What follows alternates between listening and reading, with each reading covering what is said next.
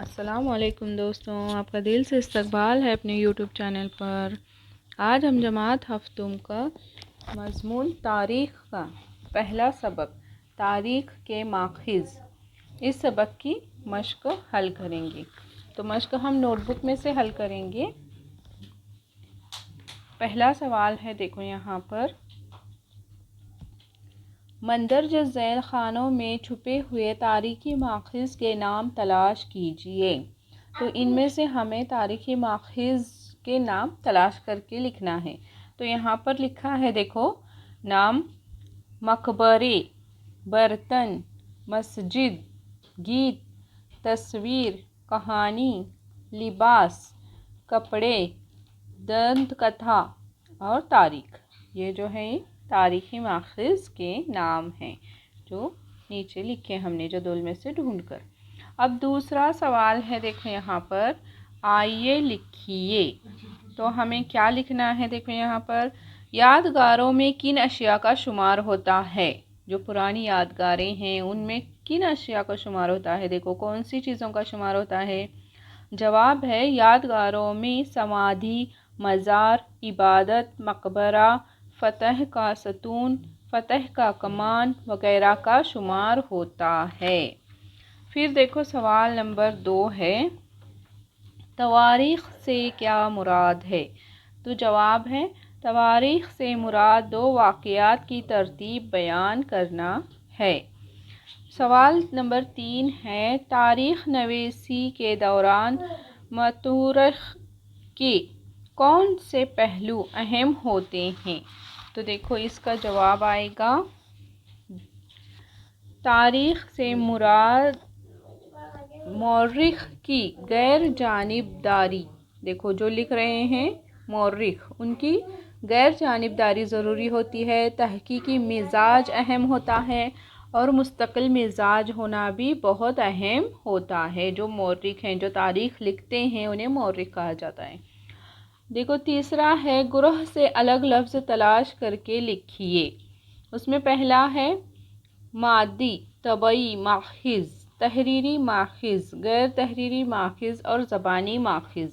اس میں سے مادی ماخذ، تحریری ماخذ اور زبانی ماخذ تو ہیں، لیکن غیر تحریری ماخذ یہ الگ ہے، تو اس کو ہمیں گول کرنا ہے، دیکھو، یا پھر نیچے لکھنا ہے جواب کے طور پر۔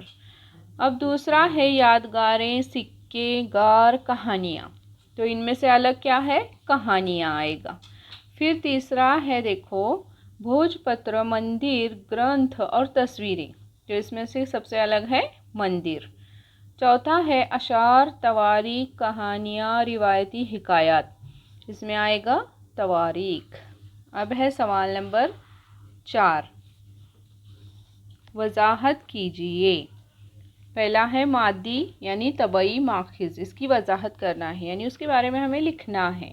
جواب ہے، پرانے زمانے میں انسانوں کی استعمال کی ہوئی اشیاء سے اس زمانے کے سماج میں باہمی تعلقات کی معلومات حاصل ہوتی ہے۔ قدیم عمارتوں یا ان کی باقیات کی مدد سے اس عہد کے عوام کی طرز رہائش اور ان کی معاشی حالت کا علم ہوتا ہے۔ ایسی تمام اشیاء اور عمارتوں یا ان کی باقیات کو تاریخ کے مادی ماخذ کہتے ہیں۔ دیکھو اب دوسرا ہے تحریری ماخذ۔ تو ہم تحریری ماخذ کا دیکھیں گے۔ جواب ہے، انسانوں نے فن تحریر سے واقف ہونے کے بعد اپنے تجربات اور آس پاس پیش آنے والے واقعات کو لکھ کر رکھنا شروع کیا۔ تحریر یعنی لکھا ہوا۔ دیکھو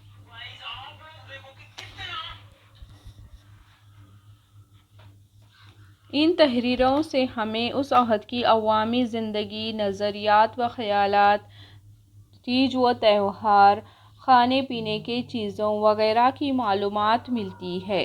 ان تمام کو تاریخ کے تحریری ماخذ کہتے ہیں۔ اب تیسرا ہے زبانی ماخذ۔ تو جواب ہے، عوامی روایت میں اشعار، لوک گیت، لوک کہانی وغیرہ زبانی طور پر نسل در نسل منتقل ہوتے رہے ہیں۔ یہ لکھ کر نہیں رکھے گئے تھے۔ ان کے ذریعے اس عہد کی سماجی زندگی کے مختلف پہلو جیسے خیالات، عقائد اور علوم کی معلومات ہوتی ہے۔ عوامی روایت میں زبانی طور پر محفوظ کی گئی ان اشیاء کو تاریخ کے زبانی ماخذ کہتے ہیں۔ دیکھو زبانی ماخذ میں یہ آئے گا۔ اب دیکھو اس کے بعد ہے چوتھا، اپنی رائے لکھیے۔ اپنی جو رائے ہے وہ لکھنا ہے۔ تو کس بارے میں ہے؟ دیکھو پہلا ہے کتبوں کو تاریخ نویسی کا قابل اعتبار ماخذ مانا جاتا ہے۔ تو اس میں کیا رائے ہے اپنی؟